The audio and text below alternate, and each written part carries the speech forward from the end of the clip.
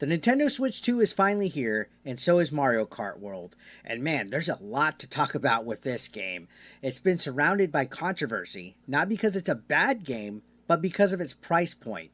Nintendo slapped an $80 price tag on it, and for a lot of people, that became the focal point more than the game itself. Was it justified? Was it a cash grab?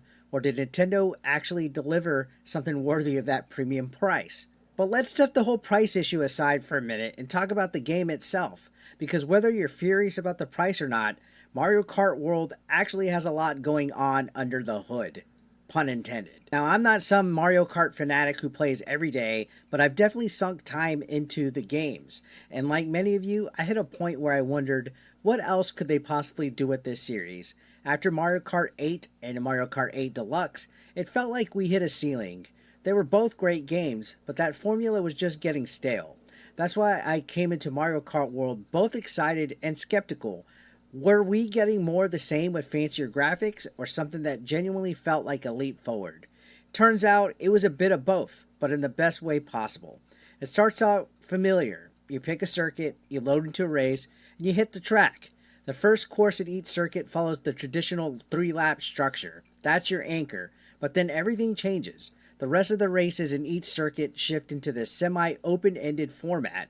Instead of going around the same loop 3 times, you're racing from point A to point B with checkpoint-style segments acting as laps. And that small change makes a huge difference. Suddenly the level design opens up. You're not memorizing 3 turns and hitting them perfectly each time. You're adapting, you're exploring, and reacting in real time. There's a sense of unpredictability and freedom that wasn't in previous Mario Kart games. And it gets even better when you realize the game actively encourages creativity. You're able to grind rails, you're able to wall ride, and these aren't just flashy gimmicks. They're built into the level design. You begin to approach the game less like a kart racer and more like a hybrid platformer with wheels. Don't even get me started on the chaos. There are 24 racers per race now. That's right, 24. So if you're in the middle of the pack, buckle up, Buttercup. You're going to get hit. A lot. You'll be in 5th place 1 second and 14th the next. And you know what? I kind of like it. It brings a level of madness and intensity that makes every race feel alive. The hazard variety is insane too. Charging chucks barreling across the track. Hammer bros throwing their hammers every which way. Wild Goombas on the prowl. And animals just roaming around. It's not just racing, it's survival. Visually, the game looks great.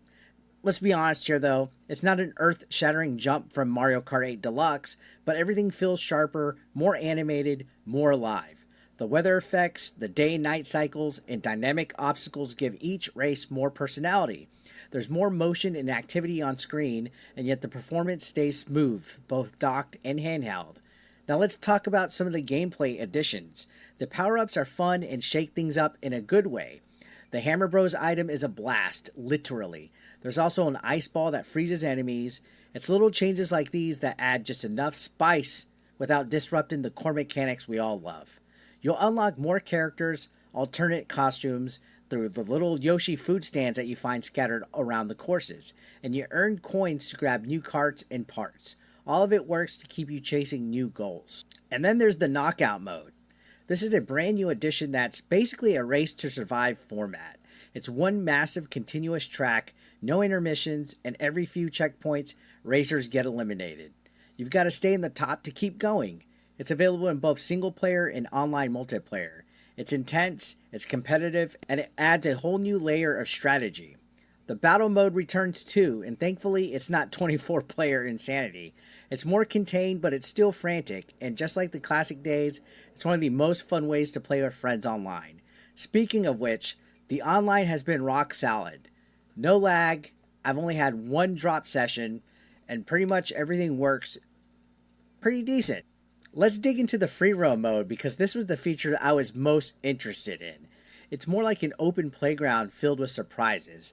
It's not just about driving around aimlessly. You've got mini challenges, blue coin hunts, secret paths, little events that pop up here and there. It's not as mission driven or as expansive as something like Forza, but it doesn't have to be because this isn't a full-on open world game. It's still Mario Kart. The core is still racing. This is just extra. And once you get that mindset, it clicks. This is icing on the cake, a mode that lets you unwind, explore, and have fun between races. It's not replacing the main gameplay loop, it's enhancing it. And this is something that IGN got completely wrong in their review, I feel. There's a huge map, a ton of variety, and a surprising amount of charm packed into it. Do I wish there was boss battles or some kind of narrative style challenge? Sure, but what's here is engaging and more than I expected. You could even free roam with friends, use voice chat, and just mess around. Let's talk about the roster of Mario Kart World. It's absolutely nuts with 60 characters. Yeah, of course you got your usual crew, you got Mario, Luigi, Peach. All the staples are here, but honestly, the real stars of the show are the weirdos, and I mean that in the best way possible. Like, they actually made the cow from Moo Moo Meadows a playable racer. You know, the one that we've been crashing into for decades? Well, they're back, they're mad, and they're behind the wheel now. And there's all sorts of different variations of costumes for each of the characters as well. There's like cute little pro racer Marios. There's even a mariachi version of some of these characters. Literally, it's awesome. There's so much variety here. It's ridiculous and it's perfect. And they even have some of the most obscure enemies as racers this time around. You could be the little crab from the original Mario Brothers arcade game. The gang is all here, guys. Now we just need the Animal Crossing, Splatoon, and Legend of Zelda characters to be back in the game for Mario Kart 8 Deluxe. Now the tracks, this is where Mario Kart World really goes off, guys. These courses are basically love letters to the Mario universe, but with way more ambition than we've seen before. There's one called Boo Cinema, where you literally race into a movie screen and through the scenes of a film. That's the kind of creativity I love to see. And then there's even like giant city tracks packed with different routes, shortcuts. You'll have to adjust your racing on the fly with some of these tracks, which is a cool touch. Reviewers are calling some of these tracks fantastical and varied. And yeah, I think that's accurate. You're constantly shifting between land, sea, and air with your kart transforming mid-race, like sprouting wings or turning into a boat. It's seamless and it just works. And the new Rainbow Road, absolutely gorgeous. It's stunning and it feels like a real finale moment, not just a hard track for the sake of being hard. And we got to talk about the music, because this soundtrack is on another level. People are calling it one of the best Nintendo's put out in years, and I believe it.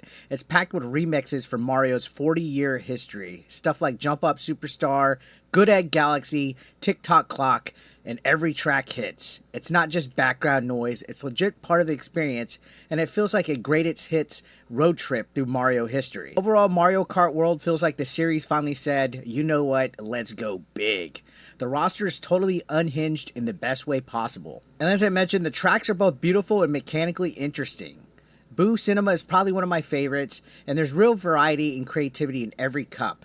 There are some small bugs in the game, okay? It's not as perfect in Rainbow Sunshine, but there's nothing game breaking. And again, as I mentioned, the soundtrack is just pure joy. It feels like they actually cared about making it memorable and not just filler. If this is where Mario Kart's heading next, I'm absolutely down for the ride. So yeah, Mario Kart World is good. It's really good. And that's what makes the $80 price tag so frustrating, because if this game had launched at $70, it'd be an instant classic, no questions asked.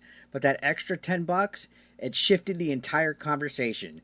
People started focusing more on whether it was worth the price than whether it was a great game. And honestly, I think it's worth it, at least if you're a Mario Kart or Nintendo fan. There's enough content, enough innovation, and enough polish to justify the cost. But do I wish Nintendo priced it smarter? Of course I do. They didn't need to make this a lightning rod. So here's where I land. If you're planning to get a Switch 2, grab the bundle with Mario Kart. You'll save money, and you'll still get what might be the best Mario Kart experience to date. If you're on the fence and only want the game, I get it. $80 is steep. But you're getting a meaty, content-rich game that's fun, fresh, and chaotic in all the right ways. Anyways, guys, I'm going to leave it right there. Let me know what you think down in the comments below. Did you pick it up? Are you waiting for a price drop? And what do you think of the open world aspect of the new race formats?